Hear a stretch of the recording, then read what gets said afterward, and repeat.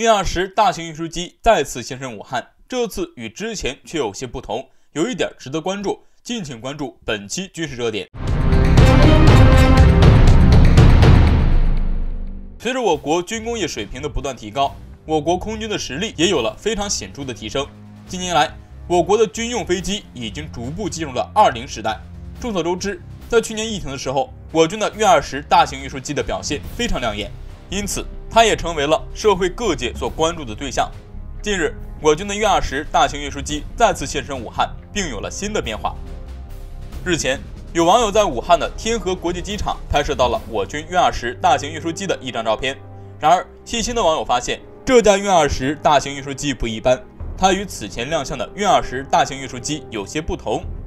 通过此前亮相的运20大型运输机，我们可以看到，它们的标准图章基本上都采用了浅灰色机身作为主基调，机身前段编队灯带的上方会被喷上中国空军的字样，机身尾段编队灯带下方会被喷上彩色的中国空军飞翼军徽，垂尾中段会被喷上黄色的5位数的战术编号，最后垂尾靠近顶端的部分会被喷上彩色的国旗。然而，这架由网友最新拍摄的运20大型运输机的涂装，在细节上与此前的运20大型运输机相比，做了一些改变。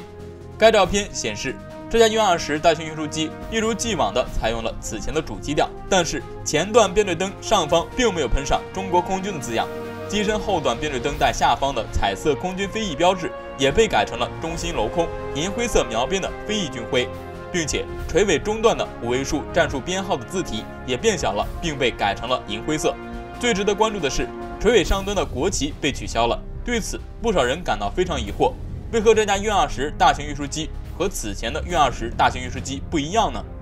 据军事观察人士分析，这架运20大型运输机很可能是我国最新型的运20低可视度涂装版本。此前，我国空军出台了一份名为《空军飞机涂装及标识喷涂规定》的规定。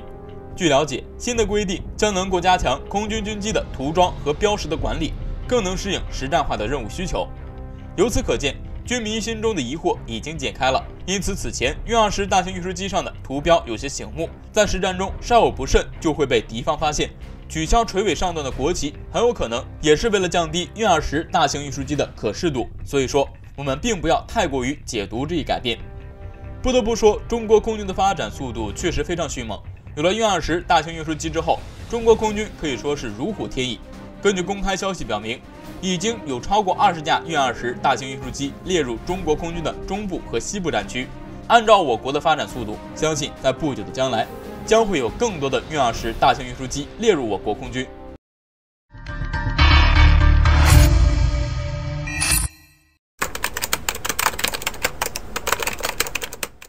伊朗已做好战斗准备，但是防御巨大漏洞被发现，以色列已采取行动，一场冲突在所难免。敬请关注本期内容。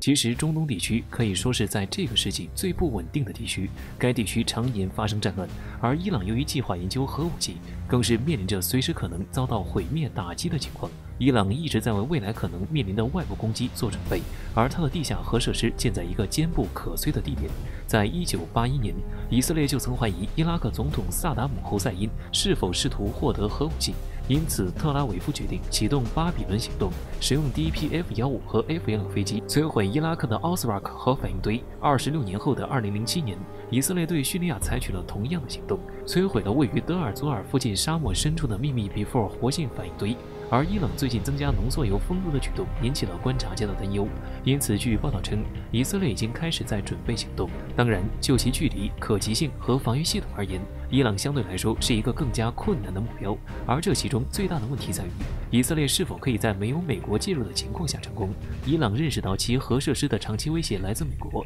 以色列以及海湾地区的阿拉伯国家，因此伊朗投入了大量资金和资源来建造一些位于地下深处的核设施。据悉，伊朗的核工业表面上是民用的，但其实与该国的军事和国家安全基础设施息息相关。因此，由于伊朗人长期以来一直为遭受袭击的可能性做准备，他们的地下设施变得越来越牢不可破。但是即便如此，这些伊朗核设施仍然容易受到3个方面的攻击。国际战略研究所的专家马克·菲斯帕特里克说，伊朗的核设施并非无懈可击，马克表示，纳坦兹的设施非常容易受到掩体炸弹的精确攻击，这可以通过2次精确的打击来完成。第一个是切开鲲的火山口，第二个是将其炸开，或者至少要使内部的精密机器受到重击，以使它们失效。但是在中东地区，伊朗是一个大国，其核设施位置很深。自2012年以来，许多专家已经确定了位于福多的铀浓缩设施，但该设施藏在一座山下至少80米深处，因此它们可以躲避毁灭性的爆炸。不过这次由于同样的原因，以色列已经开始行动。只要怀疑伊朗秘密发展其核弹等武力，以色列就可能在其设施上发动先发制人的打击。而且据报道称，以色列已经开始在制定毁灭伊朗核计划的方案。即使美国由于想重新加入伊核协议，但是以色列表示，即使没有得到美国的支持，以色列将对伊朗核设施进行毁灭，并且不排除军事袭击。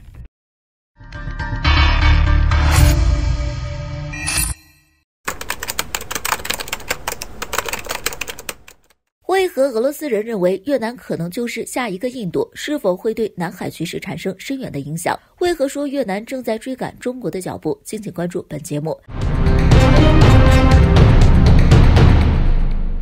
最近，俄罗斯媒体发表了一系列有关越俄军事合作前景的文章，并表示俄罗斯的主要战斗武器正在成为越南武装力量的骨干，而未来越南继续引进俄罗斯武器的可能性极大。考虑到越南极具活力的经济，其甚至可能就是下一个印度，成为俄制武器的出口大国。从历史上来说，越南就一直是苏制武器的使用大户，并且是少数在实战中获得使用经验的国家。如今的越南已经放弃了穷兵黩武的立国之策，专心发展经济，被全球多个机构评估为目前最适合投资的国家。越南目前的军事装备的发展以小规模采购为主，但并不乏亮点装备。随着越南的经济一路保持着高的增长率，未来越南的军事建设也同样极具潜力。当然，由于缺乏自研能力，越南需要大批引进先进的武器装备，而这主要的来源自然还是俄罗斯。越南空军从苏27到苏30 Mk2。虽然苏制战斗机行销全球，但越南是少数在大规模战斗中实际运用过的国家，并且取得过骄人的胜利。越南拥有丰富的战斗机队，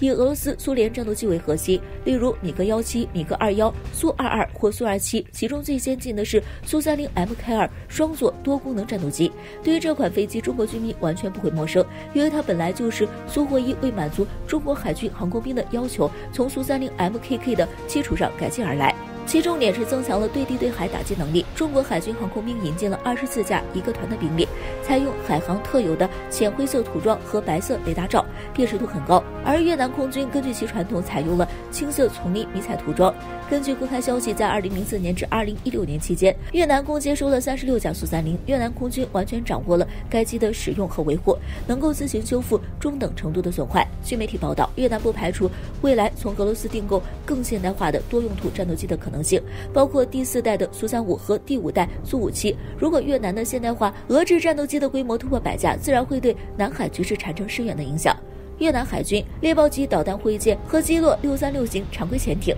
近年来，越南已正式投入运营6艘636型击落级潜艇，它们被认为是世界上最好的常规潜艇之一，市场需求很高。除俄罗斯海军外，目前还有阿尔及利亚、中国和印度海军服役。迄今为止，越南已收到6艘此类潜艇，包括 HQ-182河内、HQ-183胡志明市、HQ-184海防、HQ-185岘港、HQ-186庆河、HQ-187巴里亚。这些可靠的潜艇因低噪音而被拟称为黑洞，它们能够对付水面舰艇群，搜寻和摧毁敌方潜艇，密集布设水雷，并攻击陆地上的重要目标。潜艇配备了俱乐部 S 集成导弹系统，具有2种反舰和陆基巡航导弹的射程可达300公里。显然，越南的军事政治领导人认为，这样的柴电潜艇舰队已经足够，并且在未来几年中不会额外增加。越南的水面舰艇部队目前只能执行简单的任务，在高强度海战中没有什么生存力，反倒是潜艇部队在南海地区有较大的作为空间。像其他所有沿海国家一样，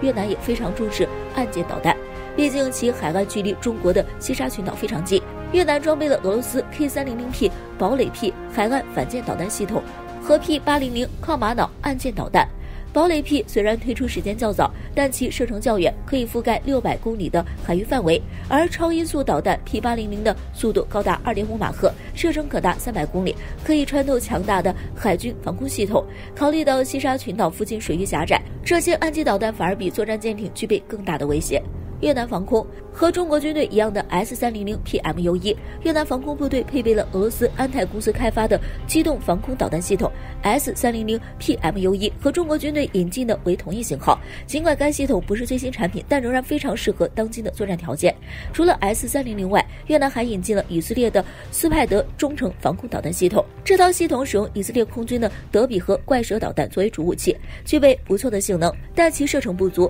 用作近岸防御时较为勉强。未来越南同样可能引进 S-400 系统，毕竟中国也已经引进了该系统。越南正在追赶中国和印度的脚步，成为下一个制造业中心。越南目前拥有非常好的社会政治稳定性和人口结构，正在追赶中国和印度的脚步，被各国视之为取代中国和印度的最佳投资地点。根据越南简报的一份报告，即使在大流行的情况下，到2020年9月，整个国家也吸引了212亿美元，同比增长81.1%，这给越南带来了蓬勃的经济动力。未来越南必然会根据自己的需求逐步更新自己的军备，以俄制武器为主，欧洲和以色列武器为辅。毕竟越南目前在外交上没有任何敌对，各国对其都无限制行为，所以未来越南的军力发展也是非常值得重视和关注。